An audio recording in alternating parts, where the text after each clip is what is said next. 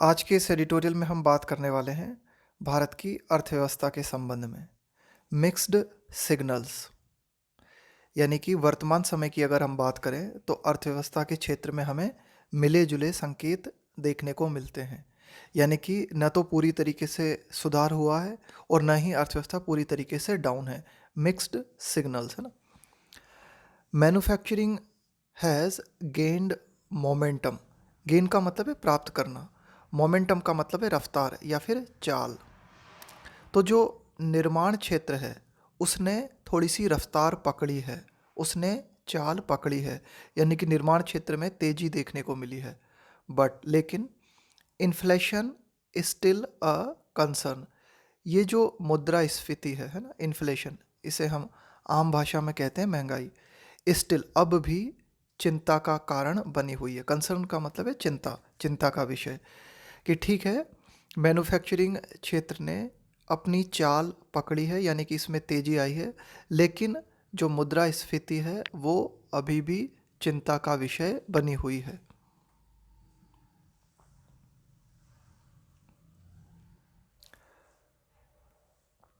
Recent macro economic data. देखो, एक शब्द होता है हमारे पास में माइक्रो और इसका उल्टा होता है मैक्रो। माइक्रो का मतलब होता है सूक्ष्म, मैक्रो का मतलब स्थूल है ना, विशाल। रिसेंट मैक्रो इकोनॉमिक डेटा यानी कि अर्थव्यवस्था के बड़े जो क्षेत्र हैं उनके जो आंकड़े हमें प्राप्त हुए हैं अभी हाल ही में, इंक्लूडिंग क्या क्या शामिल है उनमें, the official index of 8 core industries for नवंबर। देखो, अर्थव्यवस्था में हमारे 8 जो हैं, 8 कोर इंडस्ट्रीज हैं। कोर इंडस्ट्रीज का मतलब है बहुत ही प्रमुख या मूल इंडस्ट्रीज। इन 8 कोर इंडस्ट्रीज में अगर ग्रोथ होती है तो हम मान लेते हैं कि भाई अर्थव्यवस्था ग्रो कर रही है। और इनमें अगर हमें देखने को मिलता है कि भाई ये जो 8 इंडस्ट्रीज़ हैं ये डाउन जा रही हैं, तो इन्हीं से डिसाइड हो जाता है कि अर्थव्यवस्था डाउन जा रही है। तो ये जो 8 प्रमुख क्षेत्र हैं इनसे संबंधित जो सूचकांक हमें देखने को मिला है ना, उसके जो आंकड़े आए नवंबर के, and S&P Global's survey based PMI, ये S&P ग्लोबल जो है ना, इसके द्वारा भी सर्वे किया जाता है, इसको बोलते हैं PMI, परचेजिंग मैनेजर्स इंडेक्स। तो S&P ग्लोबल सर्वे, इसके अलावा नवंबर के जो आधिकारिक आंकड़े हमें प्राप्त हुए हैं 8 प्रमुख इंडस्ट्रीज़ के for the manufacturing and services sector for December. अब देखो, ये जो PMI है, यानी कि ये जो PMI है ये किसके लिए है? PMI में क्या क्या इंक्लूडेड है?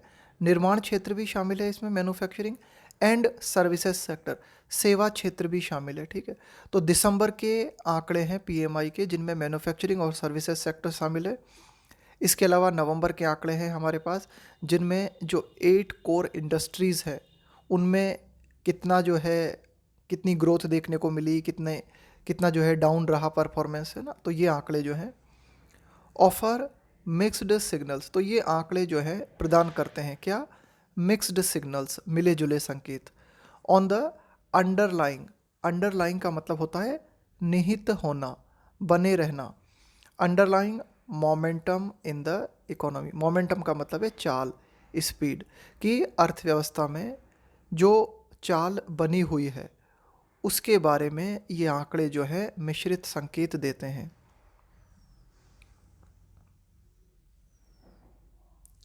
The governments provisional data, provisional का मतलब होता है कि ये जो आंकड़े हैं ना ये फाइनल नहीं है, temporary. The governments provisional data show, तो सरकारी जो आंकड़े हैं है ना, जो आधिकारिक आंकड़े हैं, हालांकि प्रोविजनल हैं, वे ये दर्शाते हैं दैट कि आउटपुट, उत्पादन, अक्रॉस द कोर इंडस्ट्रीज। तो यहाँ पे कोर इंडस्ट्रीज का मतलब जब भी हम बात करेंगे तो इसका मतलब है जो 8 अर्थव्यवस्था के प्रमुख क्षेत्र हैं उनकी बात हो रही है। तो इन कोर इंडस्ट्रीज में जो उत्पादन है, स्पेनिंग, स्पेन का मतलब है कवर करते हुए है ना। अब ये जो 8 कोर इंडस्ट्रीज है ना, इनमें कोल आता है, इलेक्ट्रिसिटी आती है ना, इस तरह के बड़े बड़े जो क्षेत्र हैं वे आते हैं। तो ये जो 8 प्रमुख इंडस्ट्रीज़ हैं है ना, जिनमें हम कवर करते हुए है ना, कोयले से लेके इलेक्ट्रिसिटी तक, ग्रू, इनमें ग्रोथ देखने को मिली, वृद्धि देखने को मिली by an average 5.4% year on year in November. Year on year का मतलब होता है, जैसे यहाँ पे क्या लिखा हुआ है, ईयर ऑन ईयर इन नवंबर, यानी कि इस साल के नवंबर की तुलना पिछले साल के नवंबर से करें तो इन क्षेत्रों में 5.4% की ग्रोथ देखने को मिली। डबल डिजिट एक्सपेंशन, अब देखो ये जो 8 कोर इंडस्ट्रीज है ना, इनमें कोयला हो गया, इलेक्ट्रिसिटी है, सीमेंट है, स्टील है ना, तो ये प्रमुख क्षेत्र हैं। Double digit expansion in cement, coal, electricity and steel. Cement, कोयला, इलेक्ट्रिसिटी और स्टील, इन क्षेत्रों में जो है डबल डिजिट एक्सपेंशन देखने को मिला। एक्सपेंशन का मतलब है विस्तार, तो इनमें डबल डिजिट जो विस्तार देखने को मिला, इनमें ग्रोथ देखने को मिली डबल डिजिट। ये कारण बनी, लेड है ना, कारण बनना। द इंडेक्स हाइयर, यानी कि इनमें डबल डिजिट ग्रोथ हुई, इसके कारण जो ओवरऑल इंडेक्स है, ओवरऑल जो सूचकांक है वो हाई रहा, ऊंचा रहा। हाउएवर, हालांकि on a sequential basis, sequential basis का मतलब होता है मंथ ऑन मंथ, यानी कि अक्टूबर के बाद नवंबर में कितनी ग्रोथ हुई, नवंबर के बाद दिसंबर में कितनी ग्रोथ हुई है ना, यानी कि month on month. On a sequential basis अगर हम देखें, contractions in 6 of the 8 sectors, तो 8 में से जो 6 सेक्टर हैं इनमें कॉन्ट्रैक्शन, संकुचन देखने को मिला। इंक्लूडिंग, यानी कि ये जो 6 क्षेत्र हैं जिनमें संकुचन देखने को मिला, इनमें उनमें क्या क्या शामिल है, including in the heavy weight sectors. Heavy weight sector का मतलब हुआ कि ऐसे क्षेत्र, अर्थव्यवस्था के ऐसे क्षेत्र जो बहुत ज़्यादा वजन रखते हैं, जो बहुत ज़्यादा भारी हैं। Heavy weight sectors of electricity and refinery products. अब देखो रिफाइनरी प्रोडक्ट्स, रिफाइनरी प्रोडक्ट्स में आ जाते हैं आपके पेट्रोल है, डीजल है, केरोसिन है, गैसोलीन है, ये सब रिफाइनरी प्रोडक्ट्स हैं ना, पेट्रोलियम प्रोडक्ट्स हैं। तो हम जानते हैं कि ये जो रिफाइनरी प्रोडक्ट्स हैं बहुत ही अहम होते हैं अर्थव्यवस्था के लिए। तो ये जो रिफाइनरी प्रोडक्ट्स हैं, इसके अलावा इलेक्ट्रिसिटी हैं, तो इनमें भी अगर हम देखें तो सीक्वेंशियल बेसिस पे कॉन्ट्रैक्शन देखने को मिला।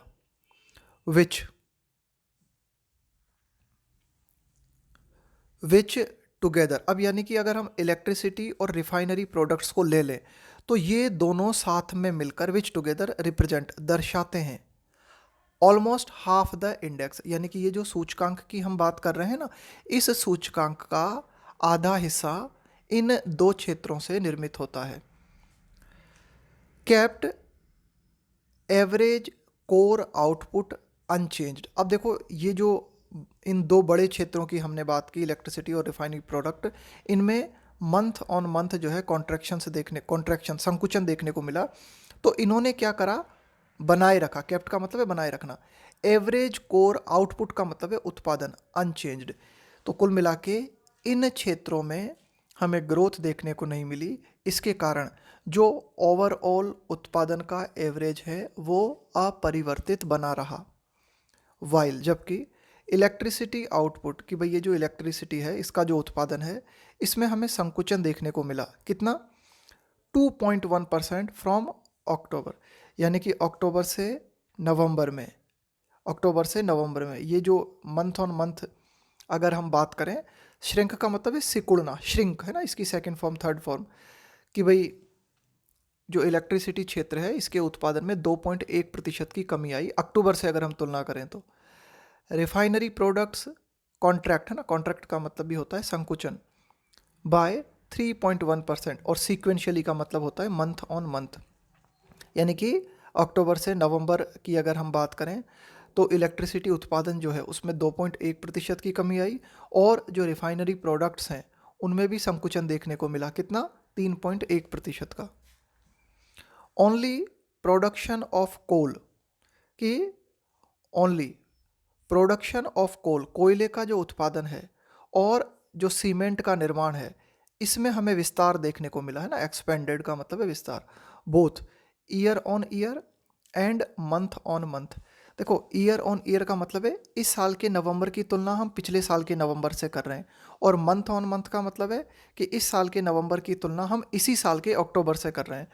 तो कोयला और सीमेंट क्षेत्र जो हैं इनमें year on year and month on month विस्तार देखने को मिला। सिग्नलिंग, ये संकेत देते हुए that non power demand for coal and construction activity may have begun. देखो, में इसके साथ में हैव और वर्ब की थर्ड फॉर्म, इसका हम प्रयोग करते हैं, इस स्ट्रक्चर का मे हैव प्लस V3, इस स्ट्रक्चर का हम प्रयोग करते हैं पास्ट के बारे में गैस करने के लिए कि ऐसा हुआ होगा या ऐसा रहा हो, है ना, शायद ऐसा हो सकता है, ऐसा रहा हो, ऐसा रहा होगा।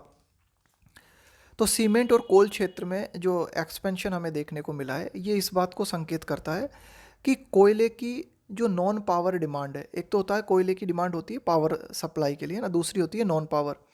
इसके अलावा for non power demand for coal and construction activity, इसके अलावा जो भी निर्माण क्षेत्र है ना उनके लिए कोयले की जो डिमांड है, may have began gaining, gain का मतलब है प्राप्त करना, सम ट्रैक्शन, ट्रैक्शन का मतलब है चाल पकड़ लेना, रफ्तार पकड़ लेना, कि शायद ऐसा रहा हो, क्या रहा हो कि ये जो डिमांड है कोयले की और सीमेंट की, इस डिमांड ने अपनी चाल को पकड़ लिया हो, यानी कि इनकी डिमांड बढ़ गई हो in the third fiscal quarter, कि ये जो वित्तीय वर्ष है ना इसका तीसरे क्वार्टर में, इसके तीसरे क्वार्टर में हम ये कह सकते हैं कि शायद ऐसा रहा हो कि सीमेंट और कोल जो है इसकी मांग बढ़ गई हो।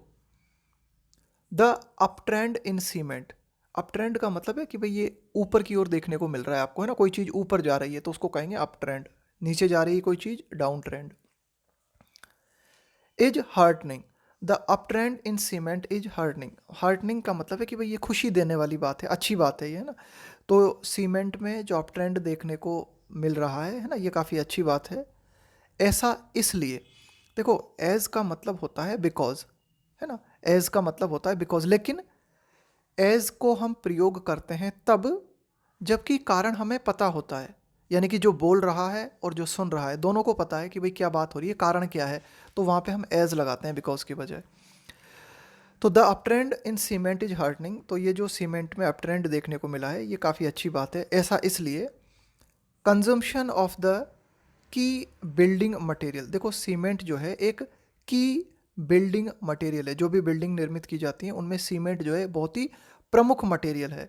तो इसका जो उपभोग है, कंजम्पशन का मतलब है प्रयोग करना, किसी चीज़ का उपभोग करना, स्पेन का मतलब है कवर करना, कि ये जो सीमेंट है जो कि बहुत ही प्रमुख बिल्डिंग मटेरियल है, ये कवर करता है किस चीज़ को, द जॉब इंटेंसिव, इंटेंसिव का मतलब होता है गहन, job intensive housing and infrastructure segment.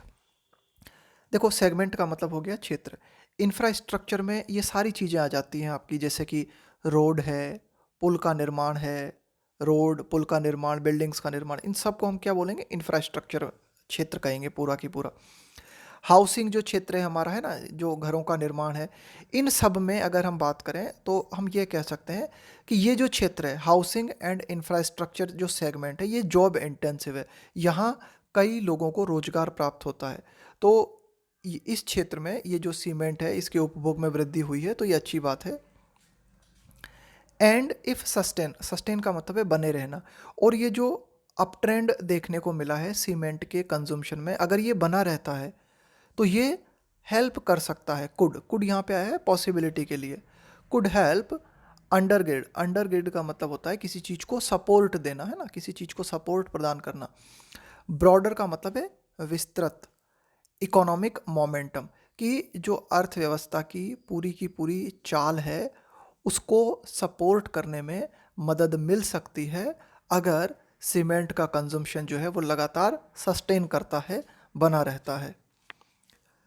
The 12.3% year on year and 15.1% sequential expansion in coal output, कि कोयले का जो उत्पादन है इसमें ईयर ऑन ईयर 12.3% की वृद्धि देखने को मिली, और मंथ ऑन मंथ, है ना, एक्सपेंशन का मतलब है विस्तार, सीक्वेंशियल एक्सपेंशन का मतलब है मंथ ऑन मंथ, कि मंथ ऑन मंथ की अगर हम बात करें तो 15.1% की वृद्धि कोयले के उत्पादन में देखने को मिली। तो ये जो वृद्धि है is also a positive augury. Augury का मतलब होता है शुभ संकेत, कि ये है ना, ऑगरी का मतलब होता है संकेत, पॉजिटिव ऑगरी मतलब एक अच्छा संकेत, शुभ संकेत। तो कुल मिला के ये जो कोयले के उत्पादन में वृद्धि देखने को मिली है, ये भी एक अच्छा संकेत है अर्थव्यवस्था के लिए। ऐसा इसलिए एज इट इंडिकेट्स, ये इस बात को दर्शाता है क्या, an improvement in availability of the fuel to fire captive power plants. अब देखो ये यहाँ जो हमने बात की ना, कैप्टिव पावर प्लांट्स है ना, तो ये जो कैप्टिव पावर प्लांट्स हैं इनके माध्यम से क्या किया जाता है ना, इलेक्ट्रिसिटी सप्लाई की जाती है। तो कुल मिला के ये जो कैप्टिव पावर प्लांट्स हैं इनके लिए उपलब्धता बढ़ी है। किस चीज़ की उपलब्धता बढ़ी है, फ्यूल की उपलब्धता बढ़ी है, यानी कि कोयला जो है इनको फ्यूल के रूप में प्राप्त हो रहा है। इसके अलावा विभिन्न जो फर्नास है हमारी, फर्नास का मतलब होता है भट्टी, इन द क्रूशियल का मतलब होता है महत्वपूर्ण, in in the crucial process and metal making industries, कि ऐसी इंडस्ट्रीज जिनमें धातु का निर्माण किया जाता है ना, या फिर बहुत ही महत्वपूर्ण प्रक्रियाएं जो होती हैं ना जहाँ भट्टी का प्रयोग किया जाता है। तो कुल मिला के इन क्षेत्रों में कोयले का यूज़ बढ़ा है। ठीक है। सेपरेटली, पृथक रूप से अगर हम बात करें है ना, एक अलग रूप से अगर हम देखें, the more up to date December PMI data show, कि पृथक रूप से दिसंबर के जो पीएमआई डेटा हैं, आंकड़े हैं, वे ये दर्शाते हैं दैट कि मैन्युफैक्चरिंग मोमेंटम, कि जो निर्माण क्षेत्र की जो चाल है ना, यानी कि जो निर्माण हो रहा है वस्तुओं का, उसमें और तेजी आई है। स्ट्रेंथन का मतलब है और मजबूत होना, अप्रिशिएबली मतलब एक बहुत हद तक, काफ़ी हद तक जो है मजबूती देखने को मिली है।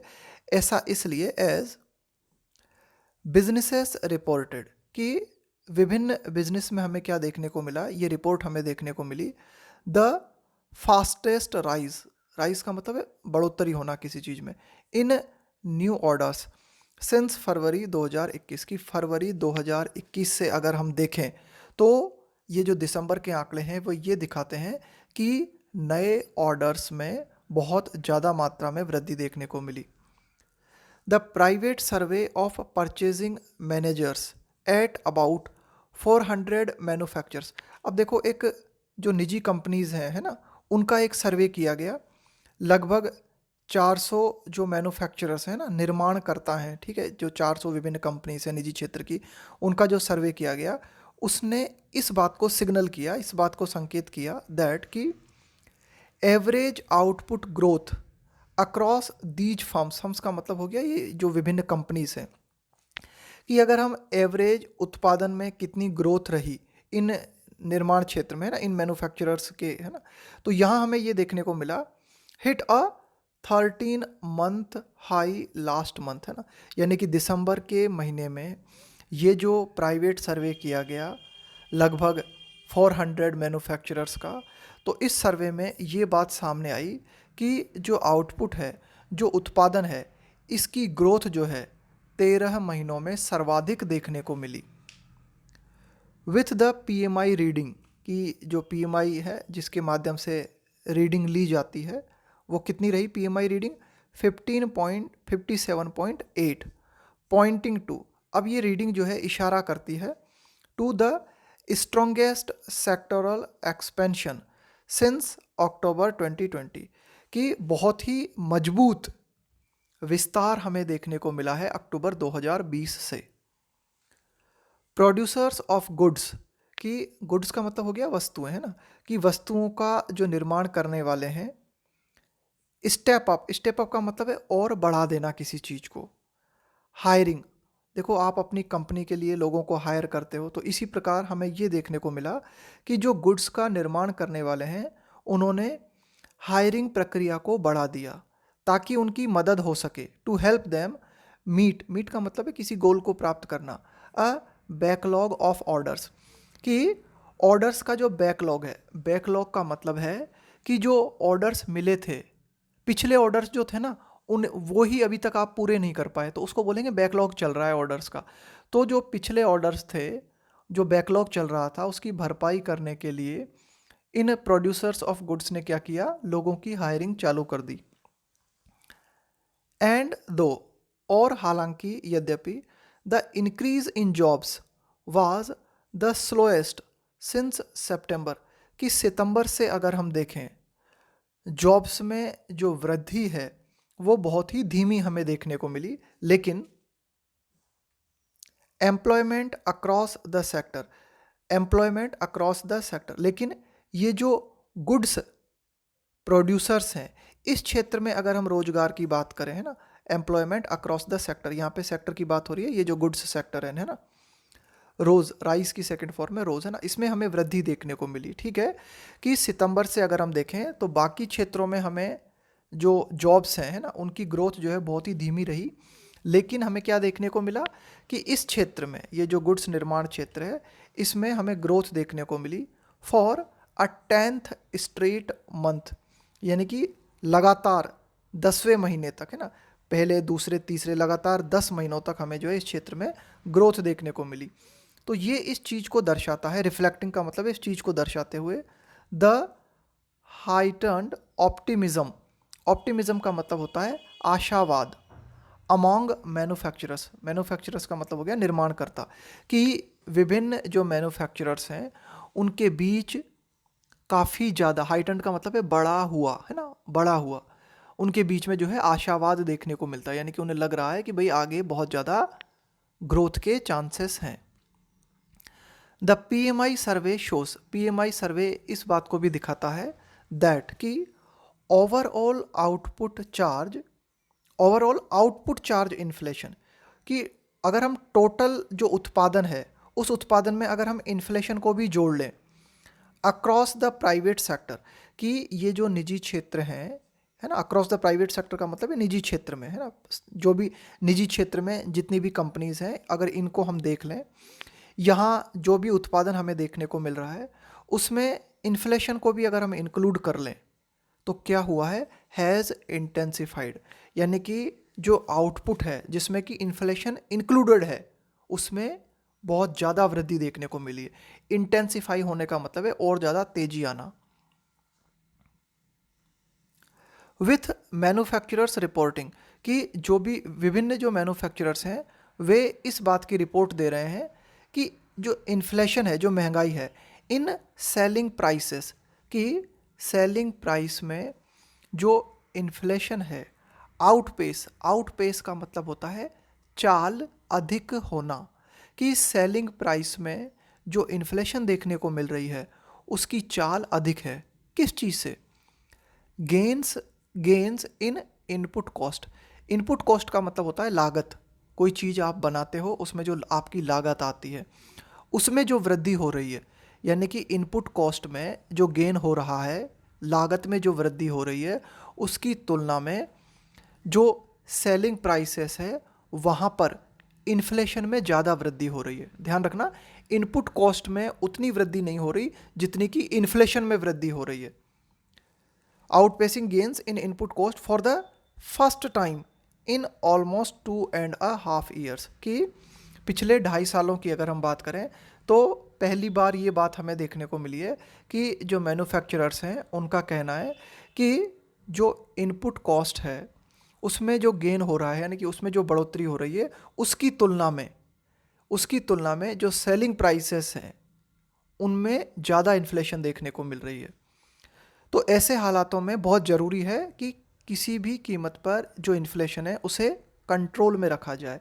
पॉलिसी मेकर्स का मतलब है यहाँ पे नीति निर्माता। Can ill afford, ill afford का मतलब होता है कि भाई आप इस चीज़ को वहन नहीं कर सकते, यानी कि इस चीज़ को वहन नहीं कर सकते का मतलब आप इस चीज़ को किसी भी कीमत पे बर्दाश्त नहीं कर सकते। ड्रॉप वंस गार्ड, इसका मतलब होता है कि अलर्टनेस को खो देना, असावधान हो जाना, इसको कहा जाता है ड्रॉप वंस गार्ड का मतलब है असावधान हो जाना। On inflation at this stage, तो अर्थव्यवस्था की इस स्टेज पे, है ना, यानी कि इस स्टेज पर इन्फ्लेशन को लेकर बहुत सावधान बने रहने की ज़रूरत है। जो भी नीति निर्माता हैं वे इस चीज़ को वहन नहीं कर सकते, इस चीज़ को अलाउ नहीं कर सकते कि वे जो है असावधान हो जाएं इन्फ्लेशन को लेके, ठीक है। तो कुल मिला के अभी भी इन्फ्लेशन को कंट्रोल करना बहुत ज़रूरी है। तो ये था हमारा आज का एडिटोरियल।